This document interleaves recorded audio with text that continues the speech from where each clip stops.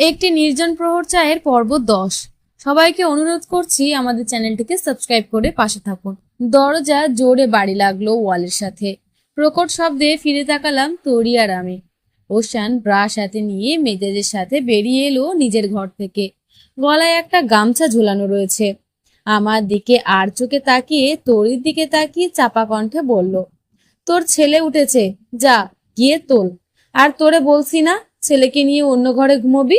সারাদিন খাটাখাটনি করে এসে বাচ্চার বিরক্তিতে ঘুমোতে পারি না ঠিকভাবে। লাইফটা হেল করে ছাড়লি আমার। নিজের বাচ্চাকেও বিরক্ত লাগে আমার। ছেলে বড় হলে কিভাবে মুখ দেখাবে ওর সামনে? মুখে মুখে তর্ক করিস, জ্ঞান দিস তুই আমারে? তা তুমি কি খাটাখাটনি করো সারাদিন? শোয়ার পেছনে ঘুরোটাই ছাড়া তো তোমার আসল খাটনিই নেই। কি বললি কুত্তার বাচ্চা? ছোঁয়ার নাম উচ্চারণ করার যোগ্যতা আছে তোর? ওর পা ধুয়ে পানি খাওয়ার যোগ্যতাও তোর নেই। বলেই ওশান এদিক সেদিক তাকাচ্ছে। দেখেই বোঝা যাচ্ছে তরিকে মারার জন্য লাঠি খুঁজছে। আমি তরিকে বললাম, তরি তুমি যাও রোহানের কাছে, আমার দেবরের সাথে আমার কথা আছে। তরি ওশানের দিকে তাকিয়ে বলল, ভাবি শুধু ছেলেটার মুখের দিকে তাকিয়ে বেঁচে আছি, না হলে এসব সহ্য করতাম না। কবেই গলায় ফাঁস দিতাম, ছেলেটার জন্য পারি না। ওহে পাগলি, জীবন একটা যুদ্ধক্ষেত্র, এখানে মরে গিয়ে হেরে যেতে নেই। যেমন কুকুর তেমন মুগুর না মারলে এখানে টিকে থাকা মুশকিল। তরি অশ্রু ভেজা চোখ নিয়ে মাথা নিচু করে চলে গেল নিজের রুমে। ওশান পিছন থেকে ডেকে আরো কয়েকটা বিশ্রী গালি দিয়ে বলল, তোর সময় ফুরিয়ে এসেছে, অপেক্ষা কর। তোর চ্যাপ্টার এবার পুরোপুরি ক্লোজ করার সময় হয়ে গিয়েছে। তোকে তো মুখে মুখে আমি বহুবারই তালাক দিয়ে দিয়েছি। নির্লজ্জের মতো পড়ে আছিস কেন? কাবিনে যা আছে ডাবল দিয়ে দেব, ছেলে রেখে বিদায় হ। এরই মাঝে শাশুড়ি এসে বললেন, তা যাবে কেন? এত ঘন ভাত পৃথিবীর কোথাও নেই। এত মাগনা খাবার সহজ না। ওশান মায়ের দিকে তাকিয়ে বলল, আম্মা আমি কিন্তু আর সহ্য করতে পারছি না। শুধু ভাইয়ার জন্য অনেক সহ্য করেছি। ভাইয়াই তো ঠিক নিজের জন্য 1 নাম্বার মেয়ে চয়েস করেছে। আমার বেলায় যত জ্ঞান। আমি এবার রোশানকে সবটা বুঝিয়ে বলবো। ওই আপদ বিপদ দূর কর বাড়ি থেকে। কাল আমাকে দিয়ে মাছ ধুইয়েছে, মাছের ভিতর শিং মাছের কাঁটা রেখে দিয়েছিল। প্রতিশোধ নিতেই এমন করেছে। আমি আশ্চর্যজনকভাবে তাকিয়ে আছি ওশানের মায়ের দিকে। ছি, মায়েরা বুঝি এমনও হয়? আমার দিকে তাকিয়ে অমায়িক হাসি দিয়ে বলল, মা সারা, ওর থেকে দূরে থেকো। আর তুমি রোশানকে বুঝিও এই মেয়ের কথা যেন বিশ্বাস না করে। দেখলে না, কাল তুমি আসতে না আসতেই তোমাকে দিয়ে মাছ কোটালো, আবার আজ হাতে ঝাড়ু তুলে দিয়েছে। দেখেছো কিভাবে পাল্লা দিচ্ছে? তরি আমাকে কিছুই বলেনি আম্মা। আপনারা তরির সাথে এমন করছেন কেন? তুমি তরির ব্যাপারে কিছুই জানো না, তাই তোমার মাথা ও খেয়ে নিয়েছে। আমি সারা আম্মা, কেউ আমার মাথা খেতে পারবে সেটা সম্ভব নয়। শ্বশুর শাশুড়িকে ডাকছেন। আম্মা চলে গেল। আমি অগ্নি চোখে ওশানের দিকে তাকালাম। আম্মা চলে যেতেই ওশান আমাকে বলল, আমার সাথে গেস্ট রুমে এসো, কথা আছে সারা। কথা তো আমারও আছে, চলুন। গেস্ট রুমে যেতেই ওশান বলল, সারা কাল থেকে বহুবার তোমার সাথে কথা বলার সুযোগ খুঁজেছি, কিন্তু পারিনি। তোমার সাথে আমার কথা আছে। আর তুমি যা ভাবছো তা নয় সারা। তোরই বাচ্চা এসব কিছুই আমার বলে আমি স্বীকার করি না। এসব আমার জীবনের একটা অ্যাক্সিডেন্ট। আমি তোমাদের সব বলতাম।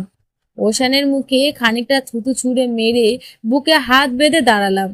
গুরু গম্ভীরভাবে প্রশ্ন করলাম, কি বললি তুই? বল, কি বলতি? সারা, তুমি আমাকে তুই বলছো? এর থেকে নিচের কিছু আছে? জানা আছে তোর? থাকলে বল না। মানে তোর কাছে তো নিকৃষ্ট ভাষার শেষ নেই। তরিকে যে ভাষাগুলো ইউজ করিস ওগুলো বলবো, প্রবলেম নেই। সব ধরনের গালি আমার মুখস্থ আছে, কিন্তু পারিবারিক শিক্ষা আমার যথেষ্ট ভালো, তাই ইউজ করি না। তবে সেরকম হলে ইউজ করব। তুই আর তোর মা যে ভাষায় বুঝবি, আমিও সেই ভাষাতেই বুঝাবো। সারা, তুমি আমাকে ভুল বুঝছো। আমি জানি আমি মিথ্যা বলেছি, কিন্তু কেন বলেছি বলার সুযোগ দাও। তুই যে কাজ করেছিস তা সঠিক প্রমাণ করার জন্য পৃথিবীতে এমন কোনো দলিল তৈরি হয়নি। এতদিন নিকৃষ্ট আর জঘন্য কাজের পক্ষে কোনো যৌক্তিকতা থাকতেই পারে না। তুই তো বিয়ের মতো পবিত্র সম্পর্কের সমস্ত নিয়ম ভেঙেছিস। না কারো বাবা হওয়ার যোগ্য তুই, আর না কারো স্বামী, আর না কারো প্রেমিক। তুই মানুষ হিসেবে আস্ত বড় একটা শূন্য। আমার ছোঁয়ার লাইফ আমি তোরির মতো হতে দিব না ওশান। তোর মতো লম্পটের সাথে ছোঁয়ার জীবন আমি বাদ দিয়ে দিব না। তোর জন্য ছোঁয়াকে তোরই রোজ অভিশাপ দিচ্ছে, অথচ এখানে ছোঁয়ার কোনো দোষই নেই। দেখো সারা, আমি মানছি আমি মিথ্যা বলেছি, কিন্তু আমি ছোঁয়াকে ভালোবাসি, ভীষণ ভালোবাসি। তুমি দেখো, তোরির মতো বস্তি মার্কা মেয়ের সাথে কি থাকা যায়? না আছে কোনো স্মার্টনেস, না জানে লেখাপড়া, আর না আছে পারিবারিক কোনো অবস্থান। একেবারেই জাতা টাইপ মেয়ে। আমি জাস্ট এই মেয়েকে সহ্য করতে পারি না। আমি এই সপ্তাহেই তোরিকে ডিভোর্স দিয়ে দেব। ছোঁয়াকে নিয়ে দূরে কোথাও চলে যাব। প্লিজ সারা, ছোঁয়াকে কিছুই বলো না। ওশানের গালে ঠাস করে থাপ্পড় মেরে বললাম, কি? তুই তোরিকে ডিভোর্স দিবি? সেই সৌভাগ্য তোর হবে না। তোরই লেখাপড়া কম জানতে পারে, তোর মতো চরিত্রহীন নয়। তোরই কেন আজ লেখাপড়া জানে না, সবটাই তোর জন্য। ওশান, তোরিকে যে তোরা এত অপমান করিস, অবহেলা করিস, দিনে 5বার ডিভোর্সের খোঁটা দিস, দিন এইভাবে যাবে না ওশান। একদিন তোরির অবস্থানের পরিবর্তন হবে। তোরির সাথে থাকার জন্য তুই রিকোয়েস্ট করবি, কিন্তু তোরই তোকে ডিভোর্স দেবে। আর রইলে ছোঁয়া, ছোঁয়া তোর এসব জানলে কোনো দিন তোর হবে না। আমি ছোঁয়াকে সব জানাবো। ছোঁয়া আমাকে ভালোবাসে, কখনোই আমাকে ছাড়বে না। শুধু শুধু তুমি এসব বলে অশান্তি করো না। তার থেকে 2 বান্ধবী মিলেমিশে সংসার করার কথা ভাবো। তোমার বেস্ট ফ্রেন্ড তোমার সাথে থাকতে পারবে, এর থেকে আনন্দ পৃথিবীতে থাকতে পারে না। এর থেকে নিকৃষ্ট কিছুও হতে পারে না। তোর স্বপ্ন স্বপ্নই থেকে যাবে। ছোঁয়াকে আমি আমার করে নিব। আমি তোকে চ্যালেঞ্জ করলাম, ছোঁয়া কোনোদিন এ বাড়িতে আসবে না। আমার সাথে শত্রুতা করো না সারা। আমার আর ছোঁয়ার মাঝে এসো না, ভালো হবে না। তুই এমনিতেও আমার শত্রু ওশান, তোকে ধ্বংস করে ফেলবো আমি। রাগে ফুঁসতে ফুঁসতে বেরিয়ে এলাম। ওশানকে ফাঁসিতে ঝুলাতে ইচ্ছা করছে। যদি ছোঁয়া আমার কথা বিশ্বাস না করে কি হবে? কিভাবে সামলাবো আমি সবটা? টেনশনে কেমন অস্থির লাগছে আমার। কি করব বুঝতে পারছি না। আজ বাবার বাড়ি যেতে হবে। নিয়ম অনুযায়ী আজ যাওয়ার কথা।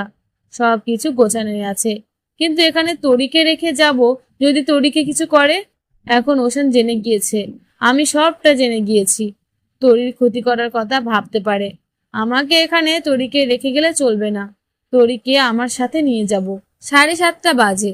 কিচেনে তরির সাথে রান্নায় হেল্প করছি আমি।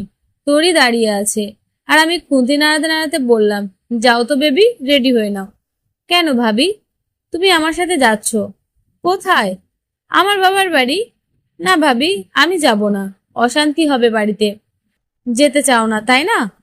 চাই, তবে যেতে দিবে না। তোমার রোশন ভাইয়া দেখবে সেটা।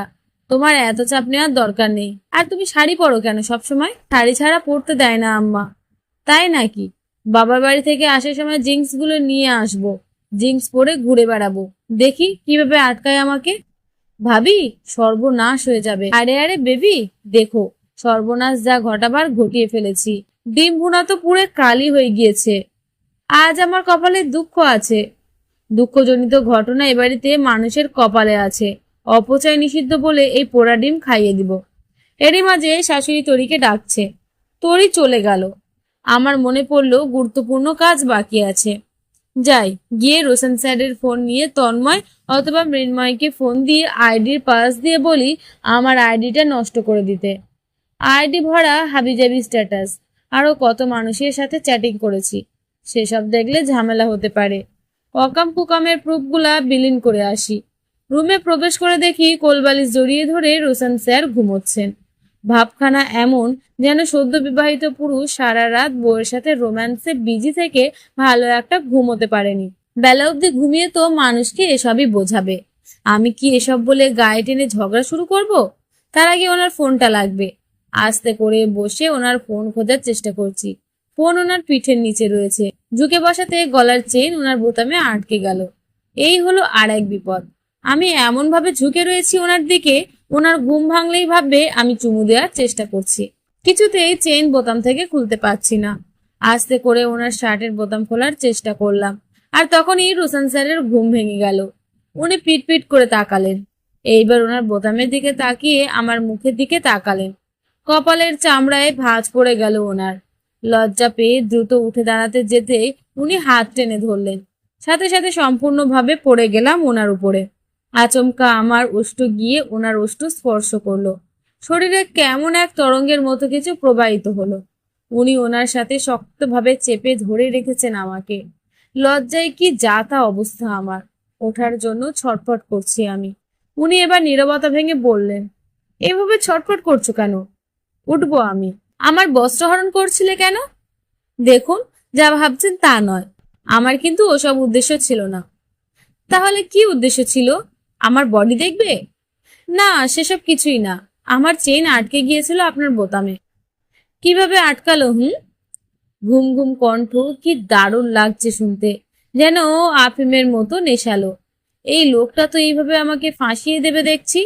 আমি জিভ দিয়ে ঠোঁট ভিজিয়ে নিয়ে বললাম, জানি না কিভাবে আটকে গিয়েছে। বারবার জিভ দিয়ে ঠোঁট ভিজাও কেন? আমার সামনে এগুলো করবে না। আচ্ছা, করব না, ছাড়ুন। না ছাড়লে? না ছাড়লে কলেজে গিয়ে সবাইকে বলে দিব আপনার আমার সাথে বিয়ে হয়েছে। আপনি আমাকে যখন তখন জড়িয়ে ধরেন, রাতে ঘুমাতে দেন না, আরো ব্লা ব্লা। আল্লাহর ওয়াস্তে মাপ চাই, তুমি যে মেয়ে মাইকিংও করতে পারো সে বিশ্বাস আমার আছে। বলেই রোশন স্যার আমাকে ছেড়ে দিলেন। আমি ঠোঁট কামড়ে ধরে হেসে দিলাম। সারা, কি বুদ্ধি তোর। ওনার ফোনটা নিয়ে তন্ময়কে ফোন দিয়ে জানালার কাছে গিয়ে ফিসফিস করে বললাম, তন্ময়, আমার জামাইটা খুব জেলাস ফিল করে রে। আমি জীবনে বহু পোলাগে লগে ফ্ল্যাটিং করেছি, সেসব চ্যাটিং দেখলে আমার মান ইজ্জত চলে যাবে, আর ও খুব কষ্ট পাবে। তুই আমার আইডিটা ডিসেবল করে দে, পাসওয়ার্ড নে। সারা একটা ভদ্র মেয়ে, আর নাম্বার তো জানিসই, লগ ইন দিয়ে ডিসেবল করে দে। Quick quick quick. আমার বর জানবে তার বউ অতি ভদ্র মেয়ে, বুঝলি? পেছন থেকে রোশন স্যার বলে উঠলেন, ইন্টারেস্টিং স্টোরি, ভালো লাগলো শুনে।